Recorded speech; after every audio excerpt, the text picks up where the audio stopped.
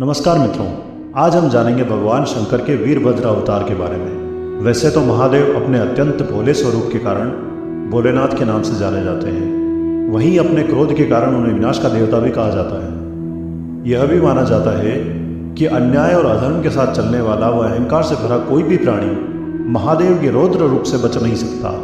महादेव के इसी भयंकर क्रोध का परिणाम है उनका वीरभद्र अवतार, जिसकी उत्पत्ति की कहानी प्रजापति दक्ष और उनकी पुत्री सती से जुड़ी हुई है। भगवान महादेव के वीरभद्र अवतार का प्रमुख उद्देश्य था प्रजापति दक्ष के अहंकार का हरण करना। जब प्रजापति दक्ष ने कनखल में एक भव्य यज्ञ का आयोजन किया, तब उन्होंने अपनी पुत्री सती और महादेव के अलावा सभी को यज्ञ का निमंत्रण भेजा। उस वक्त महर्षि दधीचि ने उन्हें बहुत समझाया कि महादेव के न आने से यह यज्ञ कभी पूरा नहीं हो सकता, क्योंकि महादेव ही इस यज्ञ की आत्मा है। लेकिन प्रजापति ने उनकी एक न सुनी। जब सती को इस यज्ञ का पता चला तो उन्हें लगा कि शायद उनके पिता किसी कारणवश उन्हें निमंत्रण भेजना भूल गए हैं। यह सोचकर उन्होंने महादेव से वहाँ चलने की जिद करी, लेकिन महादेव ने यज्ञ में जाने से इनकार कर दिया।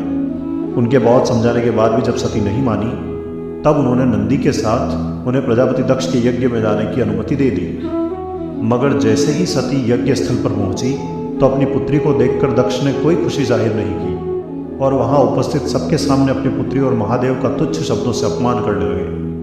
अपने पिता द्वारा महादेव का ऐसा अपमान होता देख सती ने वहां उपस्थित सभी को उनका अपमान करने के लिए धिक्कारा और उसी समय उन्होंने भगवान शिव का ध्यान करते हुए योगाग्नि द्वारा अपना शरीर त्याग दिया।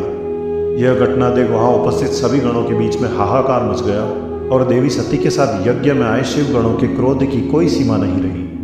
तभी अचानक एक आकाशवाणी हुई, हे मूर्ख दक्षराज, तुमने महर्षि दधीचि की बात न मानकर बहुत बड़ा अनर्थ कर दिया है। अब तुम्हारा विनाश निश्चित है। इधर सती के साथ यज्ञ में गए शिवगण कैलाश पहुंचे और उनके अग्नि में प्रवेश की खबर महादेव को दी। इतना सुनकर महादेव क्रोध से उन्माद हो गए और गुस्से में उन्होंने अपनी एक जटा उखाड़ी और उसे धरती पर फेंक दिया। धरती पर गिरते ही उस जटा के दो हिस्से हो गए, जिनमें से एक हिस्से से वीरभद्र और दूसरे से देवी महाकाली की उत्पत्ति हुई।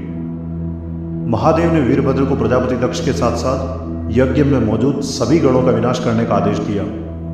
प्रभु के आदेश से वीरभद्र अपनी करोड़ों की सेना लेकर कनखल की ओर प्रस्थान कर गए। उस वक्त उनके साथ स्वयं महाकाली भी अपनी सेना के साथ मौजूद। वीरभद्र की विशाल सेना के यज्ञ स्थल में प्रवेश करते ही चारों ओर त्राही त्राही मच गई। अपनी सेना के मार्ग में आने वाले सभी का विनाश करते हुए वीरभद्र प्रजापति दक्ष की ओर बढ़ने लगे। तब उनके मार्ग में स्वयं भगवान विष्णु आए और उन दोनों के बीच भीषण युद्ध होने लगा। जहाँ वीरभद्र भगवान विष्णु पर हावी होने लगे, ऐसा होता देख भगवान विष्णु ने वहां से अंतर्ध्यान हो जाना ही सही समझा। यज्ञ का विनाश करने के बाद वीरभद्र ने प्रजापति दक्ष पर प्रहार किया और उसकी गर्दन मरोड़ते हुए उसे यज्ञ कुंड में पटक दिया और विजयी वीरभद्र अपनी सेना समेत कैलाश लौट गए। वीरभद्र की इस विजय से प्रसन्न होकर भगवान शिव ने उन्हें गणों का अध्यक्ष बना दिया। हमारे भारत का सबसे प्रसिद्ध वीरभद्र मंदिर लेपाक्षी आंध्र प्रदेश में स्थित है। मित्रों, यह थी महादेव के अवतार वीरभद्र की कहानी।